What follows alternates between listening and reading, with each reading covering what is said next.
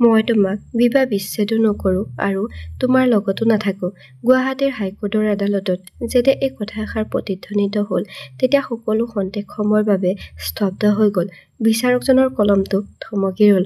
উকিলসকলে ইটোৱে সিটোৰ ফালে চাবলৈ ধৰিলে আৰু পিছফালে বহি থকা মানুহৰ মাজত এটা অদ্ভুত অনুভূতি বিয়পি পৰিল। কাঠঘৰত থিয় হৈ আছিল ২৮ বছৰীয়া ৰিয়া বৰ্মা। তাইৰ মুখখনত অলপো আফচোচৰ চিন নাছিল। এখন দামী শাৰী, মেচিং গহনা আৰু তাইৰ ওঠত এটা ৰহস্যময়ী হাঁহি আছিল। তাইক দেখিলে কোনেও কল্পনা কৰিব নোৱাৰিব যে তাইৰ জীৱনলৈ এক ডাঙৰ ধুমুহা আহিবলৈ ওলাইছে। ঠিক সন্মুখতে থিয় হৈ আছিল তাইৰ স্বামী অভিনৱ বৰ্মা, এজন অসহায় ব্যক্তি। তেওঁৰ চকু দুটা ৰঙা আৰু মুখখনে অসহায়ভাৱে সহায় বিচাৰি চিঞৰি চিঞৰি যেন তেওঁৰ কাহিনী কৈ আছিল। তেওঁ মাত্ৰ বিচাৰকক এটা অনুৰোধ কৰিছিল, সন্মানীয় বিচাৰক মহোদয়, মই মোৰ পত্নীৰ লগত বুজাবুজি কৰিব বিচাৰো। মই তাইৰ লগত থাকিব বিচাৰো। কিন্তু যদি তাই মোৰ লগত থাকিব নিবিচাৰে, তেন্তে অনুগ্ৰহ কৰি মোক বিবাহ বিচ্ছেদ কৰি দিয়ক। এই সম্পৰ্কৰ পৰা মোক মুক্ত কৰি দিয়ক। শ্ৰীমতী ৰিয়া বৰ্মা, আপুনি কি বিচাৰে? ৰিয়ালৈ চাই বিচাৰকজনে সুধিলে। এতিয়া সকলোৰে দৃষ্টি পত্নী ৰিয়া বৰ্মাৰ ওপৰত ৰৈ গ'ল। সেই সময়তো ৰহস্যময়ী হাঁহিটো ৰিয়াৰ ওঠ দুটাত জিলিকি উঠিল।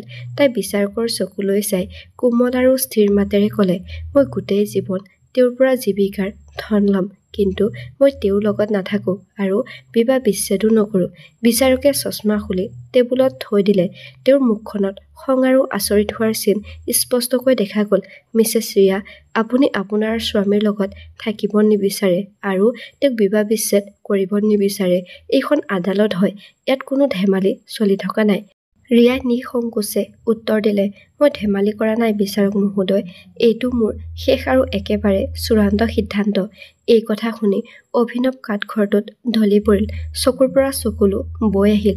অভিনৱৰ উকিল পৱন কুমাৰে বুজি পাইছিল যে এয়া কোনো স্বামী স্ত্ৰীৰ মাজত হোৱা সাধাৰণ কাজিয়া নহয়। এয়া আছিল এক ৰহস্য, যাৰ মূলত এক গোপনীয়তা লুকাই আছে। বিচাৰকে টেবুলত হাতুৰিৰে মাৰি ক'লে, অৰ্ডাৰ অৰ্ডাৰ।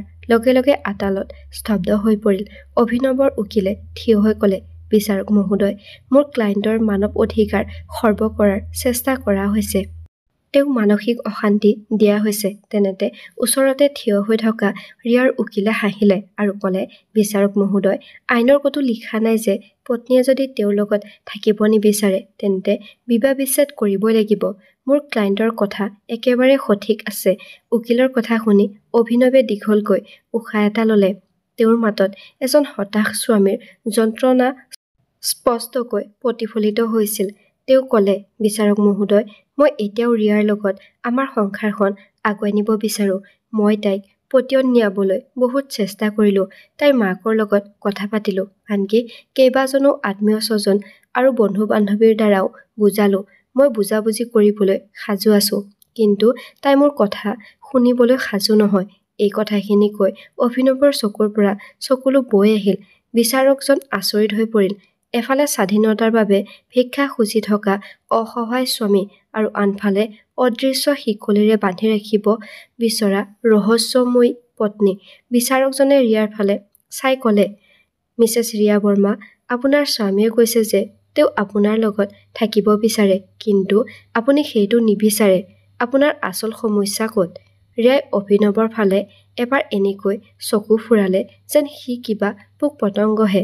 তাৰ পিছত বিচাৰকৰ ফালে চাই তাই কোমল মাতেৰে ক'লে, বিচাৰক মহোদয়, য'ত সন্মান নাই তাত থাকি মই কি কৰিম? সন্মান? অভিনৱ পাই চিঞৰি উঠিল। তাৰ পিছত সি ক'লে, মই তোমাক কি অপমান কৰিলো? তুমি কোৱা। ৰিয়াই কুটো হাঁহি এটা মাৰি ক'লে, সেইটো মই তোমাক নকওঁ, বিচাৰক মহোদয়ক ক'ম। তেনেতে অভিনৱৰ উকিলে থিয় হৈ ক'লে, বিচাৰক মহোদয়, মোৰ ক্লায়েণ্টৰ বিৰুদ্ধে কৰা অভিযোগ ভিত্তিহীন। এইটো মোৰ ক্লায়েণ্টক মানসিকভাৱে অত্যাচাৰ কৰাৰ ষড়যন্ত্ৰ মাথো। তেতিয়া ৰিয়াৰ উকিলজনে লগে লগে থিয় হ'ল আৰু ক'লে, বিচাৰক মহোদয়, মোৰ ক্লায়েণ্টৰ সকলো কথাৰ এটা বৈধ কাৰণ আছে। বিচাৰক মহোদয়ে দুয়োজন উকিলকে শান্ত থাকিবলৈ ক'লে। বিচাৰক মহোদয়ে ৰিয়াক পোনপটীয়াকৈ সুধিলে, ঠিক আছে ৰিয়া বৰ্মা, আপুনি কওক, আপোনাৰ স্বামীৰ বিৰুদ্ধে কি অভিযোগ আছে? তেওঁ আপোনাক মাৰপিট কৰিছিল নেকি? কোনো ঘৰুৱা হিংসা? ৰিয়াই অলপ সময় ভাবিলে, তাৰ পিছত ক'লে, নাই বিচাৰক মহোদয়, তেওঁ কেতিয়াও মোৰ ওপৰত হাত উঠোৱা নাই। বিচাৰকে সুধিলে, যৌতুক দাবী কৰা হৈছিল নেকি? কিন্তু ৰিয়াই সেইটো অস্বীকাৰ কৰিলে। তাইৰ কথা শুনি অভিনৱৰ মুখত এক মুহূৰ্তৰ বাবে শান্তিৰ উশাহ আহিল। কিন্তু ৰিয়াৰ পিছৰ কথাটোৱে তেওঁৰ শান্তি উৰুৱাই লৈ গ'ল।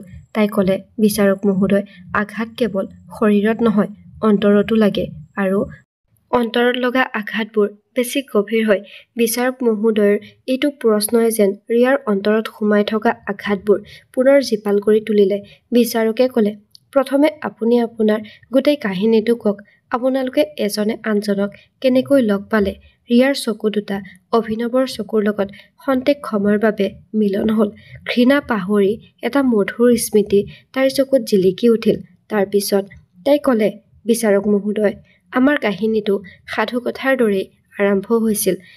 আমি দুয়ো বন্ধু এজনৰ বিয়াত লগ হৈছিলোঁ। মই তেওঁৰ চকুত এটা অদ্ভুত আন্তৰিকতা আৰু শান্তি দেখিছিলোঁ। সৰু চহৰৰ পৰা অহা এজন সাধাৰণ ল'ৰা। তেওঁৰ পৃথিৱীখন ভৱিষ্যতৰ পৰিকল্পনাৰ আশে-পাশে ঘূৰি আছিল আৰু মোৰ পৃথিৱীখন ডাঙৰ ডাঙৰ সপোনেৰে ভৰি পৰিছিল। মোৰ প্ৰতি তেওঁৰ যি সন্মান আছিল, সেই সন্মানে মোক আমাৰ প্ৰথম সাক্ষাৎকাৰৰ পৰাই তেওঁৰ ওচৰলৈ আকৰ্ষণ কৰিছিল। সেইদিনা লগ পোৱাৰ পিছত আমি ঘণ্টাৰ পিছত ঘণ্টা ধৰি কথা-বতৰা পতা আৰম্ভ কৰিছিলোঁ। মোৰ চঞ্চলতা আৰু মোৰ জীৱন-যাপনৰ ধৰণটো তেওঁ সম্পূৰ্ণৰূপে ভাল পাইছিল আৰু তেওঁৰ কথাত লুকাই থকা সৰলতা আৰু সত্যবাদী স্বভাৱটো মোৰ বৰ ভাল লাগিছিল। তেওঁৰ এই সকলোবোৰ কথাই মোক তেওঁৰ ওচৰলৈ টানি আনিছিল। অভিনৱে কৈছিল, ৰিয়া, মই ৰাজকুমাৰ নহয়, কিন্তু প্ৰতিশ্ৰুতি দিছোঁ, মই তোমাক গোটেই জীৱন ৰাণীৰ দৰে ৰাখিম। তোমাৰ সৰু-ডাঙৰ প্ৰতিটো ইচ্ছা পূৰণ কৰাটোৱে হ'ব মোৰ জীৱনৰ লক্ষ্য। তেতিয়া মই তেওঁক ধেমালিতে সুধিলোঁ, আৰু যদি মই তোমাৰ পৰা এনেকুৱা কিবা এটা বিচাৰোঁ যিটো তুমি পূৰণ কৰিব নোৱাৰা? তেতিয়া অভিনৱে কৈছিল যে মই তোমাৰ বাবে আকাশৰ পৰা তৰাও ছিঙি আনিব পাৰিম। এই কথাখিনি কওঁতে ৰিয়াৰ চকুৰ পৰা চকুলো ওলাই আহিল। তাৰ পিছত তাই আকৌ ক'লে, মই সেই এটা প্ৰতিশ্ৰুতিৰ বাবেই মই মোৰ সমগ্ৰ পৃথিৱীখন তেওঁৰ নামত কৰি দিলোঁ। আৰু বিচাৰক মহোদয়, কোনজনী ছোৱালীয়ে এনে প্ৰতিশ্ৰুতি বিশ্বাস নকৰিব? মই ভাবিছিলোঁ যে মোৰ পৃথিৱীৰ শ্ৰেষ্ঠ মানুহজনক মই বিচাৰি পাইছোঁ। বিয়াৰ দিনা তেওঁ মোক কৈছিল, ৰিয়া, আজিৰ পৰা তোমাৰ সকলো সুখ মোৰ, তোমাৰ প্ৰতিটো দুখ মোৰ।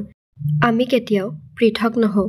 মই মোৰ মা-দেউতা, মোৰ ঘৰখন, মোৰ সপোনবোৰ সকলো এৰি তেওঁৰ লগত নতুন জীৱন আৰম্ভ কৰিলোঁ। মই ভাবিছিলোঁ যে মোৰ পৃথিৱীখন এতিয়া কেৱল সুখেৰে ভৰি পৰিব।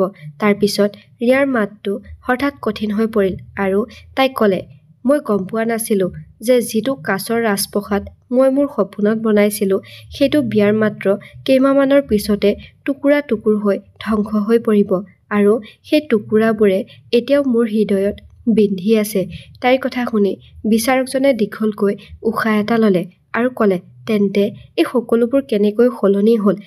এনেকুৱা কি ধুমুহা আহিছিল যে এই ধুনীয়া সাধু কথাক দুঃস্বপ্নলৈ পৰিণত কৰিলে? ৰিয়াই তাইৰ সেমেকা চকু দুটা ওপৰলৈ তুলিলে। সেই চকুযোৰত অভিযোগৰ প্ৰশ্ন জুই হৈ জ্বলি আছিল। এতিয়া তাইৰ কঁপি থকা মাতটো ভঙা কাঁচৰ দৰে আৰু অধিক চোকা হৈ পৰিছিল। তাই ক'লে, ধুমুহা? বিচাৰক মহোদয়, ধুমুহা এবাৰ আহে আৰু সকলো ধ্বংস কৰি থৈ যায়। কিন্তু মোৰ জীৱনত সদায় এটা নতুন ধুমুহাৰ সৃষ্টি হৈছিল। ই মোৰ সকলো সুখ লাহে লাহে ধ্বংস কৰি পেলালে। তাৰ পিছত ৰিয়াই এখোজ আগুৱাই গৈ অভিনৱৰ ফালে আঙুলিয়াই দি ক'লে, বিয়া হোৱা 3 বছৰ হ'ল বিচাৰক মহোদয়। আপুনি বিশ্বাস নকৰিব যে এই 3 বছৰত তেওঁ মোক এবাৰো ফুৰাবলৈ লৈ যোৱা নাই। আকাশৰ পৰা তৰাবোৰ ছিঙি আনিম বুলি শপত খোৱা মানুহজনে মোক নিজৰ ঘৰৰ চাৰিবেৰৰ ভিতৰত আবদ্ধ কৰি ৰাখিছে। মোৰ বাবে পৃথিৱীখনৰ অৰ্থ আছিল মাথো সেই দুটা ৰুমৰ ফ্লেট। মোক ৰাণী বনোৱাৰ কথা আছিল, কিন্তু তাৰ পৰিৱৰ্তে মোক এনে এজনীক কয়দী বনাই দিলে, যাৰ পৃথিৱীখন ৰাতিপুৱা পাকঘৰৰ পৰা আৰম্ভ হৈছিল আৰু ৰাতি তেওঁৰ বাবে অপেক্ষা কৰি শেষ হৈছিল। ৰিয়াৰ কথা শুনি আদালতত থকা মহিলা কেইগৰাকীমানে এজনীয়ে আনজনীৰ চকুলৈ চাবলৈ ধৰিলে। এইটো আছিল এটা বহুত মহিলাৰ হৃদয়ে অনুভৱ কৰিব পৰা অভিযোগ। ৰিয়াৰ মাতটো এতিয়া আৰু অলপ ডাঙৰকৈ ওলাই আহিল। তাই ক'লে, এই মানুহজনে মোক মোৰ কেৰিয়াৰ আৰম্ভ কৰিবলৈও নিদিলে। সদায় নতুন নতুন অজুহাত দেখুৱাই তেওঁ মোক বাধা দিছিল। আৰু তাতোকৈ ডাঙৰ কথাটো হ'ল যে তেওঁ মোৰ জন্মদিনটো পালন নকৰিলে, যিটো মোৰ বাবে আটাইতকৈ বিশেষ দিন আছিল। তেওঁ মোক ক'লে যে এই বছৰটো একো আয়োজন নকৰোঁ দিয়া, মোৰ কিবা বিশেষ জৰুৰী কাম আছে। অহা বছৰ তোমাৰ জন্মদিনটো ভালকৈ পাতিম আৰু এটা ডাঙৰ পাৰ্টি দিম।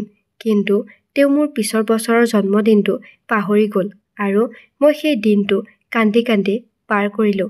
বিচাৰক মহোদয়, তেওঁ মোৰ মৰম, মোৰ সুখৰ কথা মনত নাথাকে। তেওঁৰ কেৱল নিজৰ কাম আৰু আৰামৰ কথাহে মনত থাকে। তেতিয়া অভিনৱে আগুৱাই আহি ক'লে যে ৰিয়া, এইটো সঁচা নহয়। অভিনৱৰ কথা শুনি ৰিয়াই চিঞৰি ক'লে, তুমি চুপ থাকা, আজি মোক ক'বলৈ দিয়া। এইবুলি কৈ তাই ক'লে, বিচাৰক মহোদয়, সেই ঘৰখনত মোৰ কোনো পৰিচয় নাই। মই তেওঁৰ পত্নী আছিলোঁ, কিন্তু ঘৰখনৰ সকলোবোৰ সিদ্ধান্ত তেওঁৰ মাকে লৈছিল। সেই ঘৰখনত পেলনীয়া কাগজতকৈও মোৰ মতামতৰ মূল্য কম আছিল।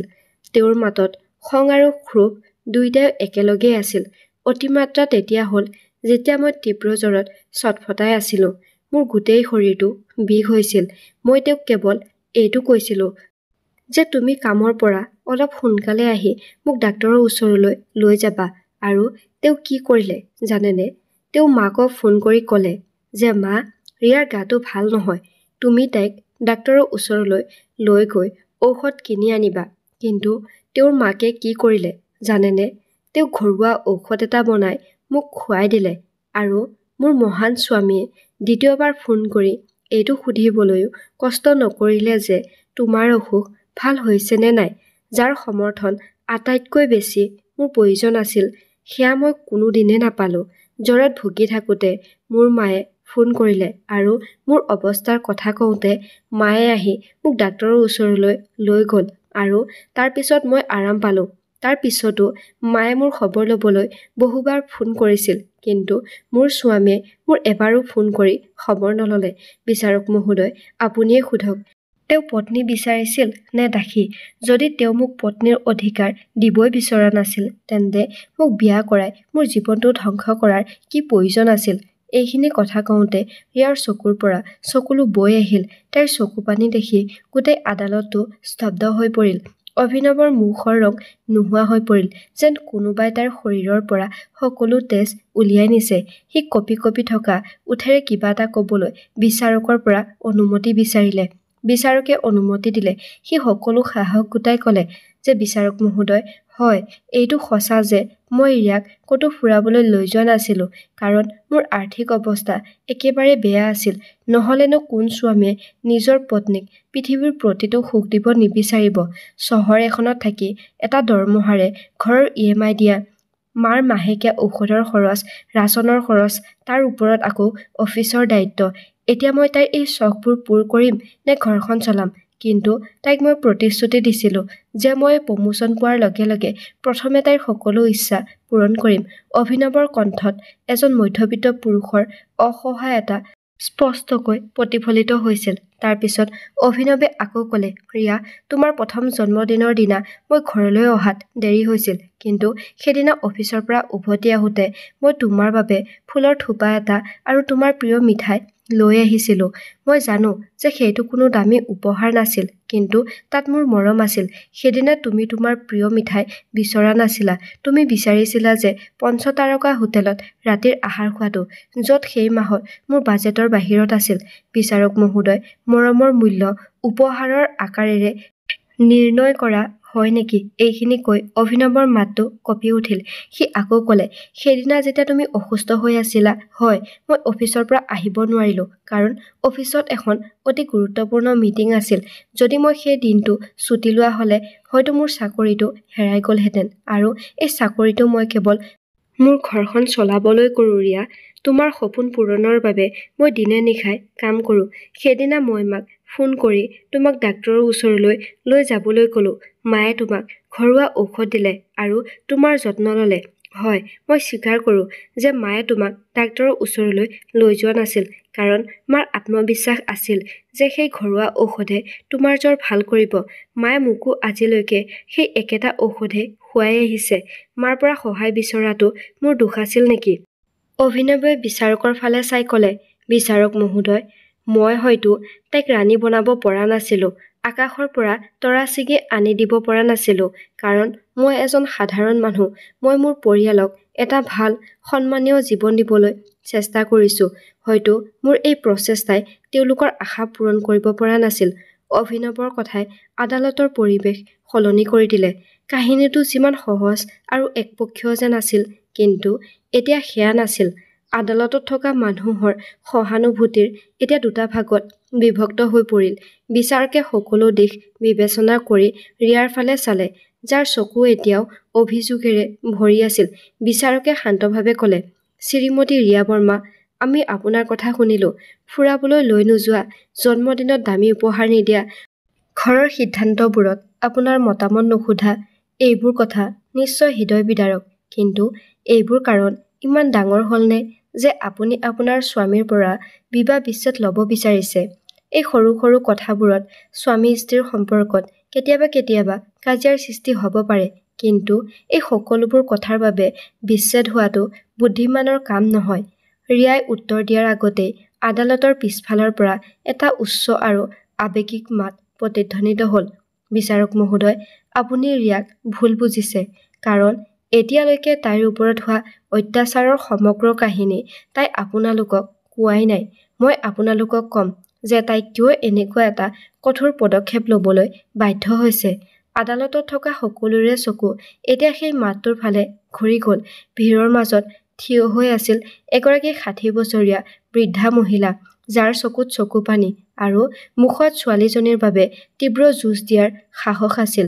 তেওঁ লাহে লাহে আগবাঢ়ি আহিবলৈ চেষ্টা কৰিলে। সেয়া আছিল ৰিয়াৰ মাক, বিমলা দেৱী।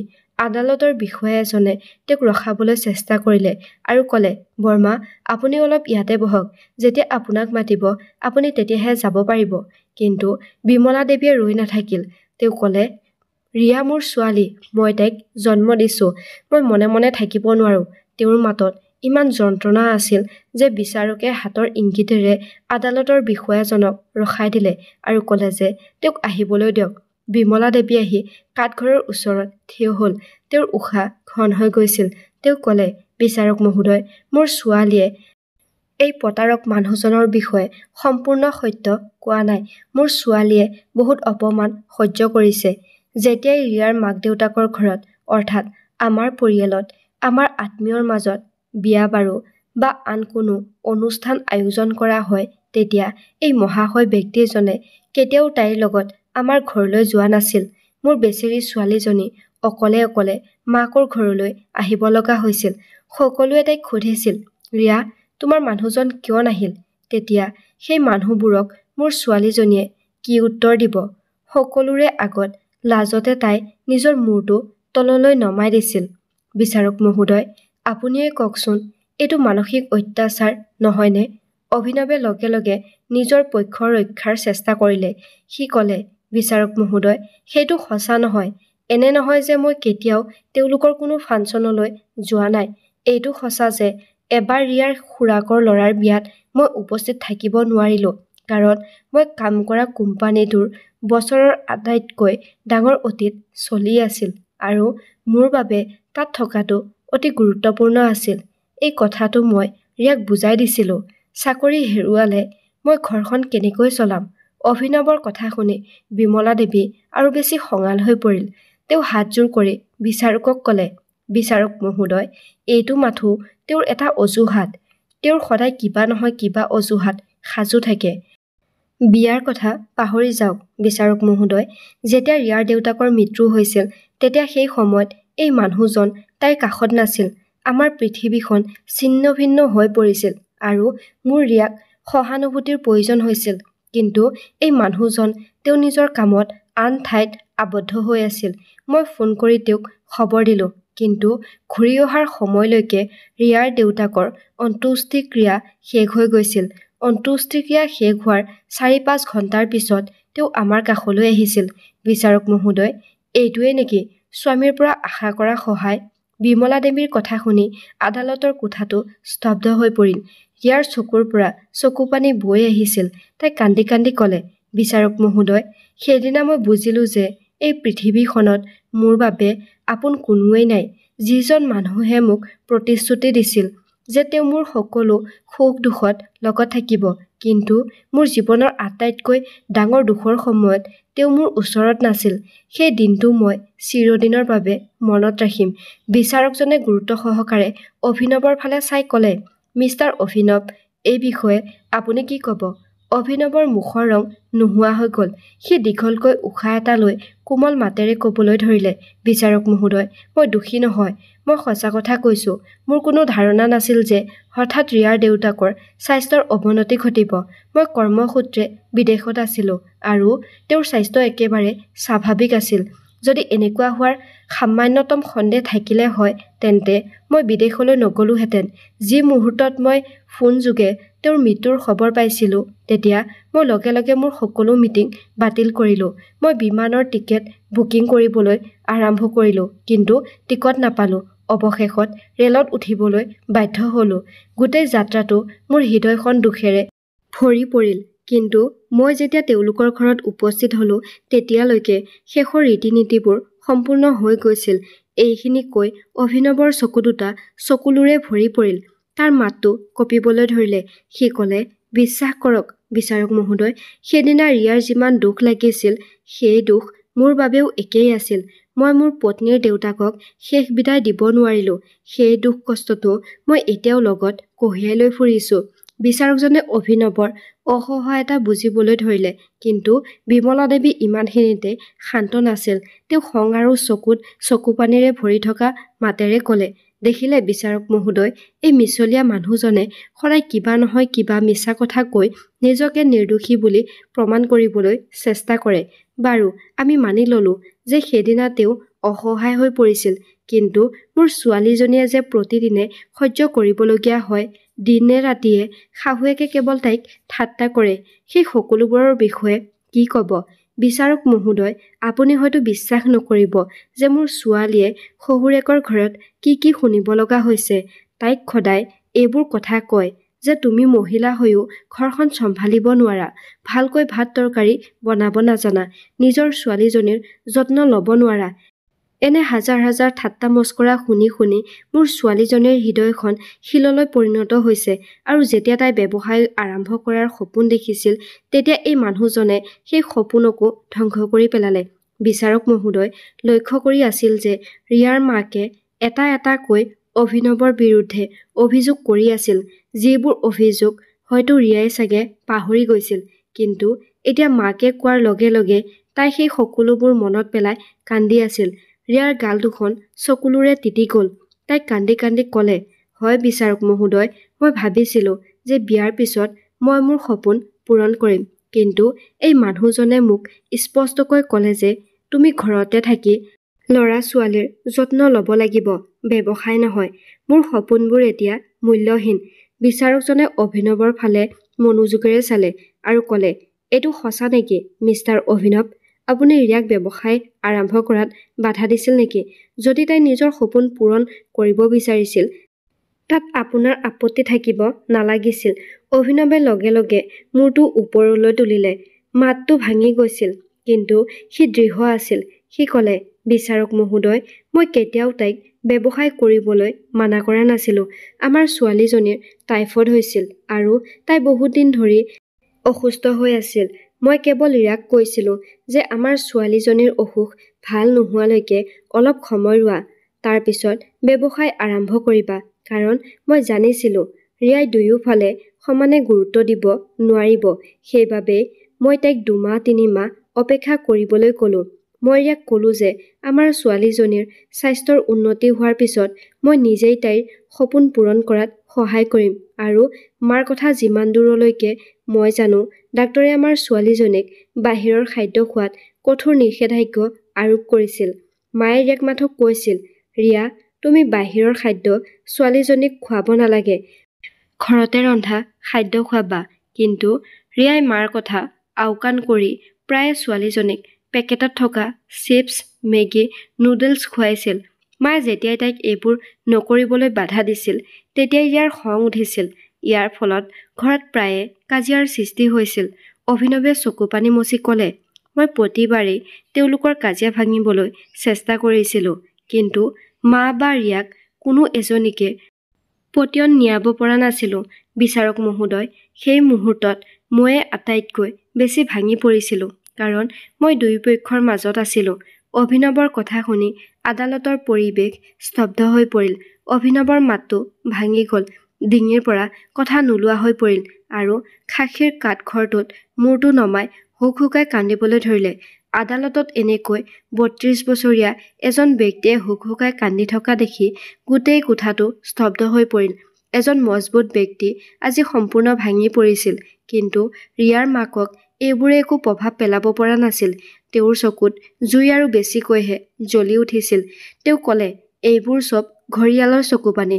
বিমলা দেৱীৰ কথাষাৰ অভিনৱৰ গাত কাঁড়ৰ দৰে বিন্ধিছিল। বিমলা দেৱীয়ে ক'লে, বিচাৰক মহোদয়, চাওকচোন সি কেনেকৈ কান্দিছে।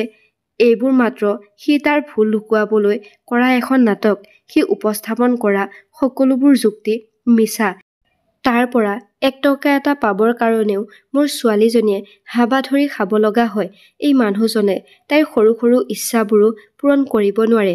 সেইকাৰণে মোৰ ছোৱালীজনীয়ে সিদ্ধান্ত লৈছে যে তাই এই মানুহজনৰ পৰা আইন অনুসৰি প্ৰতিমাহে তাৰ দৰমহাৰ আধা অংশ ল'ব, কিন্তু তাই তাক এই সম্পৰ্কৰ পৰা মুক্ত নকৰে। এই মানুহজন ৰিয়াৰ সৈতে এই সম্পৰ্কত বান্ধ খাই থাকিব। মোৰ ছোৱালী ৰিয়াক সি সুখী কৰি ৰাখিব নোৱাৰে। গতিকে মই আৰু মোৰ ছোৱালীয়েও তাক আন এগৰাকী মহিলাৰ সৈতে সুখী হোৱাটো দেখিব নিবিচাৰোঁ। বিচাৰকে সকলোবোৰ বক্তব্য গভীৰভাৱে বিবেচনা কৰি আছিল। বিচাৰকে কিবা এটা কোৱাৰ আগতেই অভিনৱৰ উকিলজনে তৎক্ষণাত থিয় হ'ল। তেওঁৰ মাতত খং আৰু দৃঢ়তা আছিল। তেওঁ ক'লে, বিচাৰক মহোদয়, এই গোটেই কথাবোৰত আৰু এটা কথা সাঙুৰ খাই আছে, যিটো এতিয়াও প্ৰকাশ হোৱা নাই। তেওঁ নিজৰ লগত থকা ব্ৰিফকেছটো খুলি পুৰণি কাগজ এখন উলিয়াই বিচাৰকৰ হাতত তুলি দিলে আৰু ক'লে, বিচাৰক মহোদয়, এইখন অভিনৱৰ চাকৰিৰ নিযুক্তি পত্ৰ। ৩ বছৰ পূৰ্বে বাংগালুৰুৰ এটা বৃহৎ কোম্পানীয়ে তেওঁক মেনেজাৰ পদৰ প্ৰস্তাৱ দিছিল, য'ত প্ৰতি মাহে ৫ লাখ টকাৰ দৰমহা আছিল। আজি তেওঁ যি উপাৰ্জন কৰে তাৰ ৩ গুণ, কিন্তু তেওঁ চাকৰিটো নাকচ কৰিলে। বিচাৰকে আচৰিত হৈ নিযুক্তি পত্ৰখনলৈ চালে আৰু তেওঁক সুধিলে, আপুনি ইমান ভাল চাকৰিটো কিয় নকৰিলে? মিষ্টাৰ অভিনৱ, আপোনাৰ বাবে ইয়াতকৈ বেছি ভাল আৰু একো হ'ব নোৱাৰিলেহেঁতেন। এই চাকৰিটো গ্ৰহণ কৰা হ'লে আজি আপোনাৰ পৰিস্থিতি বেলেগ হ'লহেঁতেন। অভিনৱৰ উকিলজনে ৰিয়ালৈ এবাৰ চকু ফুৰালে, যাৰ মুখখন এতিয়া শব্দহীন হৈ পৰিছে। তাৰ পাছত অভিনৱৰ উকিলজনে কঠোৰ মাতেৰে ক'লে, বিচাৰক মহোদয়, এই কথাটো আপুনি অভিনৱক নুসুধি তেওঁৰ পত্নী ৰিয়া বৰ্মাক সুধিলে বেছি ভাল হ'ব। বিচাৰক মহোদয়ে আচৰিত হৈ অভিনৱৰ উকিলজনৰ ফালে চাবলৈ ধৰিলে। তেতিয়া উকিলজনে খঙেৰে চিঞৰি ক'লে, কাৰণ ৰিয়া বৰ্মাই বাংগালুৰুলৈ স্থানান্তৰিত হ'ব বিচৰা নাছিল। তাই কৈছিল যে মই মোৰ মা-দেউতাৰ পৰা আঁতৰি থাকিব নোৱাৰোঁ। বিচাৰক মহোদয়, মোৰ ক্লায়েণ্ট অভিনৱ বৰ্মাই ইমান ডাঙৰ এটা কেৰিয়াৰৰ সুযোগ নাকচ কৰিছিল, কাৰণ প্ৰিয়াই যাতে তাই নিজৰ মাক-দেউতাকৰ পৰা আঁতৰি যাব নালাগে। এই কথা কৈ উকিলজনে তেওঁৰ কথা শেষ কৰাৰ আগতে আৰু এটা প্ৰশ্ন কৰিলে, যিটো প্ৰশ্নই গোটেই আদালতৰ কোঠাটো মৌনতা বিয়পি পৰিল। তেওঁ ক'লে, যিজন মানুহে পত্নীৰ এটা ইচ্ছাৰ বাবে নিজৰ ভৱিষ্যত বিপদত পেলাইছে, তেওঁৰ পত্নীয়ে আকৌ অভিযোগ কৰিছে যে তেওঁৰ পৰা পইচা এটা পাবলৈ হাহাকাৰ কৰিব লাগে। এই কথাটো কিমানখিনি গ্ৰহণযোগ্য? অভিনৱৰ উকিলজনৰ এই কথাখিনিয়ে গোটেই আদালতৰ কোঠাটো আলোড়নৰ সৃষ্টি কৰিলে। উকিল, জনসাধাৰণ আৰু বিচাৰক মহোদয় স্তম্ভিত হৈ পৰিল। সকলোৰে চকু এতিয়া ৰিয়াৰ ওপৰত আছিল। তাই প্ৰতিমূৰ্তি হৈ থিয় হৈ আছিল। লাজতে মুখখন শেঁতা পৰি গৈছিল। তাই একো ক'ব পৰা নাছিল। লগতে বিমলা দেৱীৰ মুখতো ক'বলৈ একো শব্দ নোহোৱা হৈ গৈছিল, কাৰণ এইটো আছিল এটা অস্বীকাৰ কৰিব নোৱাৰা সত্য। উকিলজনে সেই নিযুক্তি পত্ৰখনলৈ চালে। তাৰ পিছত অভিনৱৰ কান্ধত হাত থৈ তেওঁ সকাহ দিলে আৰু তাৰ পিছত ৰিয়াৰ শেঁতা মুখখনলৈ চালে। উকিলজনৰ অভিজ্ঞ চকু দুটাই এতিয়া কাহিনীটোৰ শেষ অংশ দেখিবলৈ সক্ষম হৈছিল। তেনেতে বিমলা দেৱীয়ে এই খেলখন পিছলি যোৱা যেন অনুভৱ কৰিলে। তেওঁ লগে লগে চকুত চকুপানী উলিয়াই বিচাৰকজনৰ ফালে চালে আৰু ক'লে, বিচাৰক মহোদয়, এইটো এটা মাত্ৰ কাহিনীৰ সৰু অংশহে, যিটো উকিলজনে দেখাবলৈ চেষ্টা কৰিছে। আমি আমাৰ ছোৱালীজনীক সৰুৰে পৰা ৰাজকুমাৰীৰ দৰে ডাঙৰ দীঘল কৰিছোঁ। তাই কেতিয়াও কোনোদিনে দুখ কি বস্তু গম পোৱা নাছিল। যেতিয়া তাই সৰু আছিল তেতিয়া তাই পুতলাজনীৰ চুলিখিনি বেয়া হোৱাৰ লগে লগে কান্দিছিল আৰু তাইৰ মুখলৈ হাঁহি এটা নহালৈকে মই আৰু তাইৰ দেউতাকে মনত শান্তি পোৱা নাছিলোঁ। আমি তাইক অতি যত্নৰে ডাঙৰ দীঘল কৰিছোঁ আৰু এওঁলোকে কি কৰিলে? মোৰ হাঁহি থকা চঞ্চল ৰাজকুমাৰীজনীক প্ৰতিদিনে কান্দিবলৈ বাধ্য কৰাইছিল। কেতিয়াও জোৰেৰে কথা নোকোৱা ছোৱালীজনীয়ে আজিকালি দিনে ৰাতিয়ে ঠাট্টা মস্কৰাৰ বিষাক্ত শব্দবোৰ শুনিব লগা হৈছিল। যেতিয়াই মই মোৰ ছোৱালীজনীক ফোন কৰোঁ তেতিয়াই মই মাথো তাইৰ কান্দোন শুনিবলৈ পাওঁ। মই মোৰ ছোৱালীজনীক সেই নৰকৰ দৰে ঘৰখনত লাহে লাহে মৃত্যু হোৱা চাব নিবিচাৰোঁ। মাকৰ কথা শুনি ৰিয়াই মাকৰ হাতত ধৰি ভঙা মাতেৰে ক'লে, হয় মা, মই হাৰি গ'লোঁ। এই ঘৰখনত মই মোৰ নিজৰ নাম উজ্বলাবলৈ চেষ্টা কৰিলোঁ, কিন্তু মোৰ অস্তিত্ব আৰু মোৰ সপোনবোৰক কেৱল আওকাণ কৰা হ'ল। মই এতিয়া ভাগৰি পৰিছোঁ। আদালতত উপস্থিত থকা আন মহিলাসকলে ৰিয়াৰ যন্ত্ৰণা বুজিবলৈ সক্ষম হৈছিল। তাৰ পিছত বিচাৰক মহোদয়ে নিজৰ কলমটো টেবুলত থৈ খন্তেক সময়ৰ বাবে চকু দুটা মুদি দিলে, যেন তেওঁ পৰিস্থিতিৰ গভীৰতা মূল্যায়ন কৰি আছে। তাৰ পিছত তেওঁ বিমলা দেৱীলৈ চোকা দৃষ্টি নিক্ষেপ কৰি সেই প্ৰশ্নটো সুধিলে, যিটোৱে গোচৰৰ সমগ্ৰ গতিপথ সলনি কৰি পেলালে। বিচাৰকে সুধিলে, বিমলা দেৱী, আপুনি এটা কথা কওকচোন, ৰিয়া যেতিয়া স্বামীৰ ঘৰত থাকে তেতিয়া আপোনালোক দুয়োজনে ফোনত কিমান সময় কথা পাতে? বিমলা দেৱীয়ে একো নভবাকৈ গৌৰৱেৰে ক'লে, প্ৰতিদিনে হয় বিচাৰক মহোদয়। আমি 2-3 ঘণ্টা আৰামত কথা পাতিছিলোঁ। তাই মোক তাইৰ সকলো আনন্দ দুখ সুখৰ কথা কৈছিল। তাৰ পিছত বিচাৰক মহোদয়ে পৰৱৰ্তী প্ৰশ্নটো সুধিলে, সেই সময়ত আপুনি জানিছিলনে যে আজি ৰাতিৰ ভাত সাজত কি বনোৱা হৈছিল? হয়, মই জানিছিলোঁ। মোৰ ছোৱালীয়ে মোৰ পৰা একো কথা লুকুওৱা নাছিল। এইবোৰ কথা কৈ বিমলা দেৱী যে ফান্দত সোমাই গৈছে সেই কথা তেওঁ গম পোৱা নাছিল। তাৰ পাছত বিচাৰক মহোদয়ে দ্বিতীয়টো প্ৰশ্ন সুধিলে, যদি শাহুৱেক আৰু বোৱাৰীয়েকৰ মাজত কিবা সৰু সৰু কাজিয়া হৈছিল তেন্তে তাৰ খবৰটো আপুনি তৎক্ষণাত পাইছিলনে? হয় বিচাৰক মহোদয়, পাইছিলোঁ। মোৰ বেচেৰী ছোৱালীজনীয়ে মোক তাইৰ মনৰ কথা কৈছিল। ঘৰত কি চলি থাকে তাই সকলো কথা মোক খুলি কৈছিল। ময়েই তাইৰ একমাত্ৰ সাৰথি আছিলোঁ। বিমলা দেৱীয়ে কথাকেইটা জোৰ দি ক'লে। তাৰ পিছত বিচাৰকৰ মাতটো কঠোৰ হৈ পৰিল।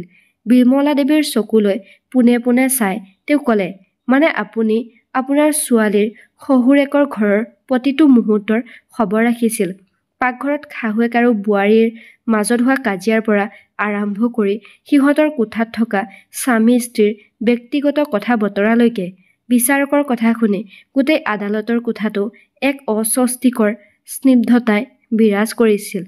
এতিয়া বিচাৰকজনে তেওঁৰ শেষ আৰু আটাইতকৈ মৰ্মস্পৰ্শী প্ৰশ্নটো সুধিলে, বিমলা দেৱী, আপুনি আপোনাৰ ছোৱালীজনীক অতি যত্নৰে ডাঙৰ দীঘল কৰিলে, পঢ়া শুনা কৰিলে আৰু বৰ ধুমধামেৰে বিয়া কৰাই দিলে।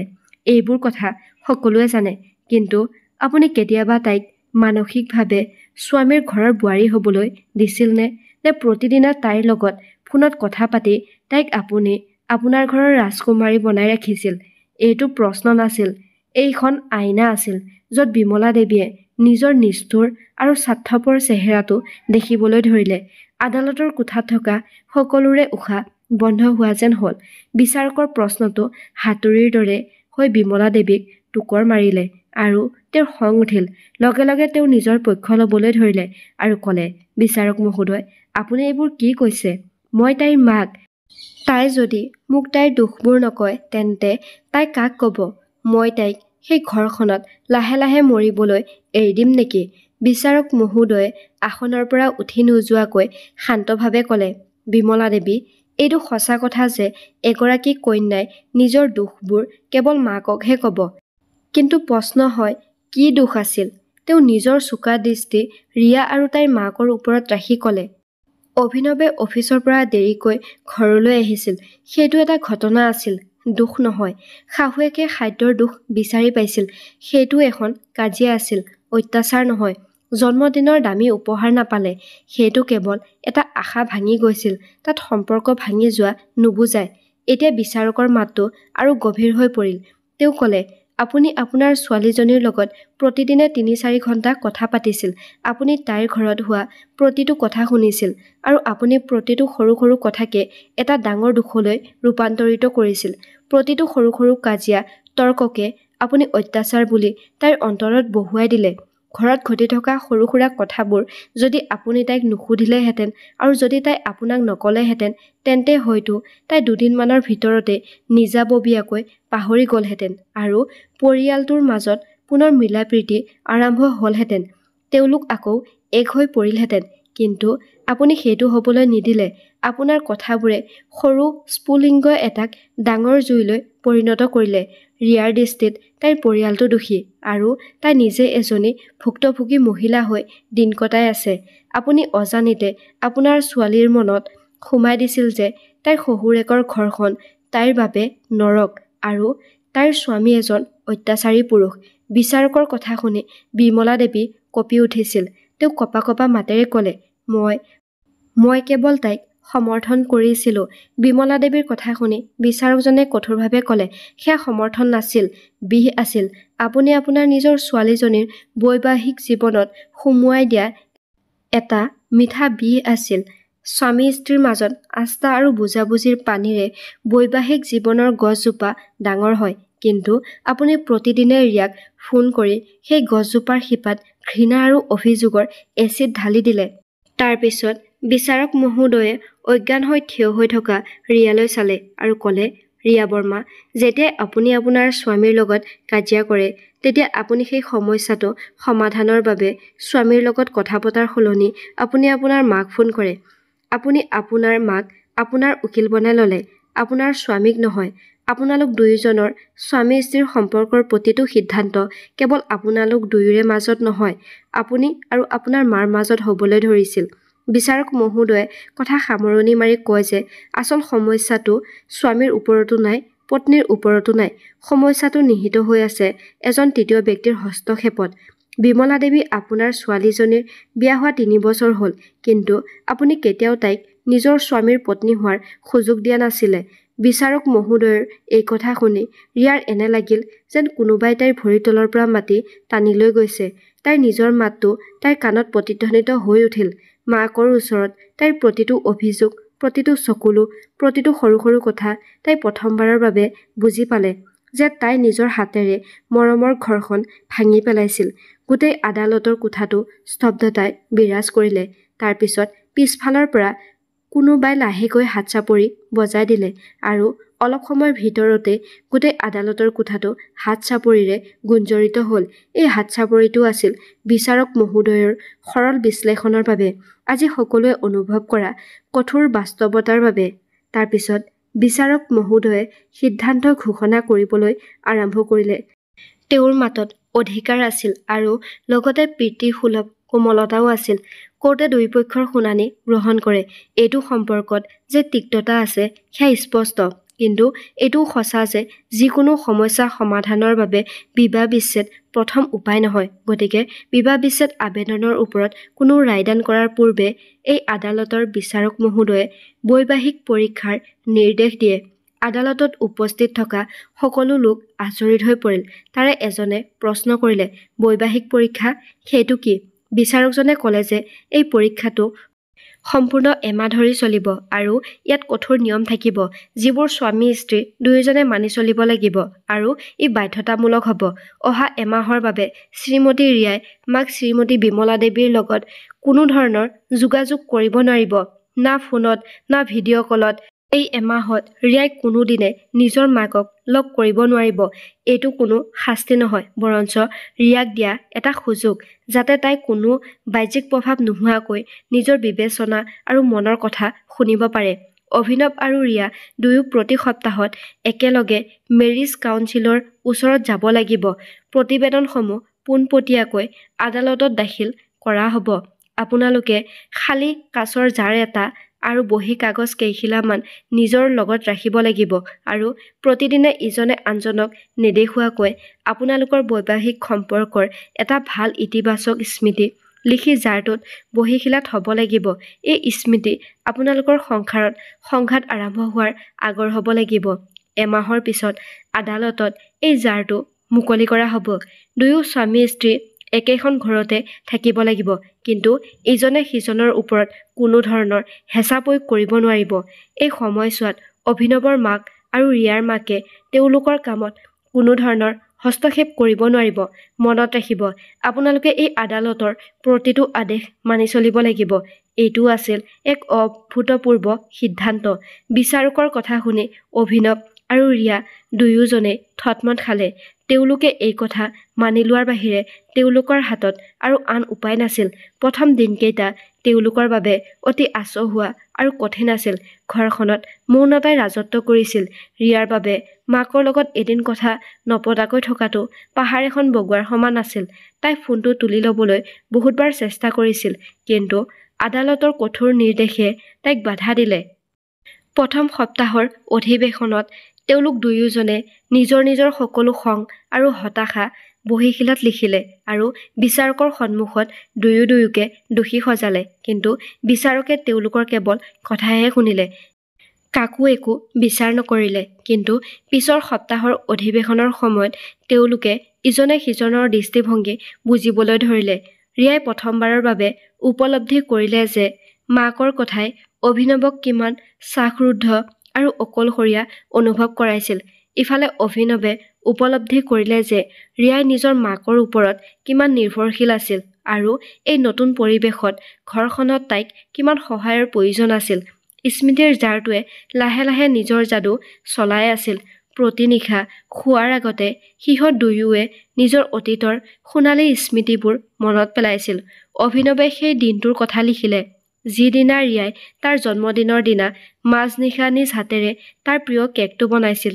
ৰিয়াই সেই মুহূৰ্তটোৰ কথা লিখিলে, যেতিয়া বৰষুণত অভিনৱৰ বাইকখন বেয়া হৈছিল আৰু তাই তিতি যোৱাৰ পৰা ৰক্ষা কৰিবলৈ অভিনৱে তাৰ নিজৰ জেকেটটো তাইক দিছিল। এই সৰু সৰু স্মৃতিবোৰে সিহঁতক মনত পেলাই দিলে যে এসময়ত সিহঁতে ইজনে সিজনক কিমান ভাল পাইছিল। এতিয়া সিহঁতে তেওঁলোকৰ কাজিয়া পাহৰি ভাল লগা, বেয়া লগা, পচন্দ অপচন্দৰ কথা, সপোনৰ কথা, ভয়ৰ কথা এইবোৰ লিখিবলৈ ধৰিলে। এই বৈবাহিক পৰীক্ষাৰ টাৰ্ণিং পইণ্টটো এদিন ৰাতি আহিল, যেতিয়া ৰিয়াই স্মৃতি জাৰৰ কাষত বহি মনে মনে কান্দি আছিল। তাইক কান্দি থকা দেখি অভিনৱ তাইৰ ওচৰলৈ আহি তাইৰ কাষতে বহিল। সি একো নকলে, মাত্ৰ তাইৰ কান্ধত হাতখন থৈ দিলে। ৰিয়াই হুমুনিয়াহ কাঢ়ি ক'লে, অভিনৱ, আমি কেনেকুৱা আছিলো আৰু আমি কি হৈ গলো? মায়ে কোৱা সকলো কথাতে মান্তি হোৱাটো মোৰ ভুল আছিল। মই তোমাৰ অনুভৱবোৰ, তোমাৰ সপোনবোৰ কেতিয়াও বুজিবলৈ চেষ্টা কৰা নাছিলো। মই তোমাক সকলোৰে আগত দোষী সজালো। মই বৰ বেয়া। অভিনৱে তাইক তাৰ ফালে টানি আনি টানকৈ সাৱটি ধৰিলে। বহুত দিনৰ মূৰত সিহঁত দুয়ো ইজনে সিজনৰ আলিংগনত থাকিলে। অভিনৱে ক'লে, তুমি বেয়া নহয় ৰিয়া। হয়তো মই তোমাক সেই আত্মবিশ্বাস দিব পৰা নাছিলো, যাতে তুমি মোক সকলো কথা কোৱা। দোষ আমাৰ দুয়োৰে আছে। সেই নিশা সেই ঘৰৰ স্তব্ধতা ভাঙি পৰিল। চকুলোৱে সকলো তিক্ততা ধুই পেলালে আৰু তিক্ততাৰ ঠাই প্ৰেম আৰু বুজাবুজিয়ে ল'লে। ঠিক এমাহৰ পিছত সেই একেই আদালত, কিন্তু আজি পৰিৱেশটো সম্পূৰ্ণ বেলেগ হৈ পৰিল। চিন্তাৰ সলনি সিহঁত দুয়োৰে মুখকেইখন শান্তি আৰু হাঁহিৰে ভৰি পৰিছিল আৰু সিহঁতে ইজনে সিজনৰ হাতত ধৰি আছিল। বিচাৰকজনে সুধিলে, এতিয়া আপোনালোক দুয়োজনে কি সিদ্ধান্ত লৈছে? অভিনৱে কিবা কোৱাৰ আগতেই ৰিয়া আগবাঢ়ি আহিল। দুচকুত চকুলো ভৰি আছিল যদিও মাতত এটা অদ্ভুত সাহস আছিল। তাই ক'লে, বিচাৰক মহোদয়, এই এমাহত মই কেৱল সময়ে নহয়, মোৰ গোটেই জীৱনটো আকৌ নতুনকৈ জীয়াবলৈ শিকিছো। মই বুজিলো যে মই যিমান সময় মাৰ কান্ধত মূৰটো থৈ কান্দি কান্দি সময় কটালো, সেই সময়খিনিৰ আধা সময়ো যদি মই স্বামীৰ হাতত ধৰি কটালোহেঁতেন, তেন্তে হয়তো আমি কেতিয়াও ইয়ালৈ আহিব লগা নহলহেঁতেন। তাই কান্দি কান্দি অভিনৱৰ ফালে ঘূৰি চালে আৰু ক'লে, মই মোৰ স্বামীয়ে মোৰ বাবে কৰা প্ৰতিটো ত্যাগক মই আওকাণ কৰিলো। মই কেৱল তেওঁৰ অভিযোগ বিচাৰি ফুৰিছিলো আৰু মই তেওঁৰ সেই সৰু সৰু মৰমৰ মুহূৰ্তবোৰ দেখা নাপালো, যিবোৰ তেওঁ মোৰ বাবে সাঁচি থৈছিল। তাৰ পিছত অভিনৱে ক'লে, ময়ো বুজি পালো বিচাৰক মহোদয়। মোৰ পত্নীয়ে মাক দেউতাকক এৰি মোক বিশ্বাস কৰি মোৰ লগত আহিছিল। মই মোৰ অৰ্ধাংগিনীক বুজিব লাগিছিল, তাইক কিছু সময় দিব লাগিছিল। বেছি নহ'লেও অন্ততঃ তাইৰ সৰু সৰু ইচ্ছাবোৰ মই পূৰণ কৰিব লাগিছিল। গোটেই আদালতৰ কোঠাত থকা মানুহৰ মনটো আনন্দত সেমেকি উঠিল। ৰিয়াই বিচাৰকৰ ফালে চাই ক'লে, বিচাৰক মহোদয়, মই মোৰ বিবাহ বিচ্ছেদৰ আবেদন প্ৰত্যাহাৰ কৰিব বিচাৰোঁ। মই মোৰ স্বামীৰ ঘৰলৈ উভতি যাব বিচাৰোঁ। ৰিয়াৰ এই কথা শুনি অভিনৱে তাইৰ চকুলৈ চাই হাঁহি এটা মাৰি হ'ব বুলি ক'লে। তাইৰ কথা শুনি বিচাৰকজনেও হাঁহিলে। তাৰ পিছত তেওঁ ক'লে, মই সেইটোৱে আশা কৰিছিলোঁ। এতিয়া সেই জাৰটোৰ পৰা এখিলা কাগজ উলিয়াই পঢ়ক। অভিনৱে কঁপি থকা হাতখনেৰে কাগজ এখন উলিয়াই আনিলে। তাৰ মাতটো শ্বাসৰুদ্ধ হৈ পৰিল, কিন্তু সি পঢ়ি গ'ল। মোৰ মনত আছে, যেতিয়া মোৰ প্ৰমোচন পাৰ্টিত আত্মীয় এজনে মোক ঠাট্টা কৰিছিল আৰু তুমি মোৰ হাতখন সকলোৰে সন্মুখত ধৰি কৈছিলা, মোৰ স্বামীক লৈ মই গৌৰৱ কৰোঁ। সেইদিনা তুমি মোক পৃথিৱীৰ আটাইতকৈ শক্তিশালী মানুহ কৰিছিলা ৰিয়া। অভিনৱৰ কথা শুনি ৰিয়াৰ চকুৰে চকুলো বৈ আহিল। তাৰ পিছত ৰিয়াই এখিলা কাগজ তুলি লৈ পঢ়িবলৈ ধৰিলে। বিয়াৰ পিছত যেতিয়া মই দুখ মনেৰে বহি আছিলোঁ, মা দেউতাক মনত পেলাইছিলোঁ, তেতিয়া তুমি মোৰ বাবে মোৰ প্ৰিয় টেঙা ফুচকা লৈ আহিছিলা। কিন্তু মোৰ মনটো তেতিয়াও গধুৰ হৈ আছিল। গতিকে তুমি মোক হহুৱাবলৈ কৌতুক ক'বলৈ আৰম্ভ কৰিলা। আৰু সঁচা কথা ক'বলৈ গ'লে ইয়াতকৈ বেয়া কৌতুক মই আগতে কেতিয়াও শুনা নাই। কিন্তু মই তোমাৰ মুখখন দেখিলোঁ। এজন চিভিল ইঞ্জিনিয়াৰ, ডাঙৰ ডাঙৰ অট্টালিকা নিৰ্মাণ কৰা। তেওঁ সৰু ল'ৰাৰ দৰে মুখৰ ভাঁজ কৰি মোক হহুৱাবলৈ চেষ্টা কৰি আছিল। গতিকে তোমাৰ ধেমালিবোৰত মই হাঁহিব পৰা নাছিলোঁ। কিন্তু তোমাৰ নিৰীহ মুখখন দেখি মই হাঁহিছিলোঁ। সেইদিনা কান্দি কান্দি মোৰ হাঁহি ওলাই গৈছিল। তুমি বহুত ভাল অভিনৱ। কাগজখন পঢ়ি ৰিয়া কান্দি কান্দি অভিনৱক সাবটি ধৰিলে। অভিনৱে তাইক নিজৰ গাত জোৰেৰে ধৰি ৰাখিলে, যেন সি তাৰ হেৰাই যোৱা পৃথিৱীখন বিচাৰি পাইছে।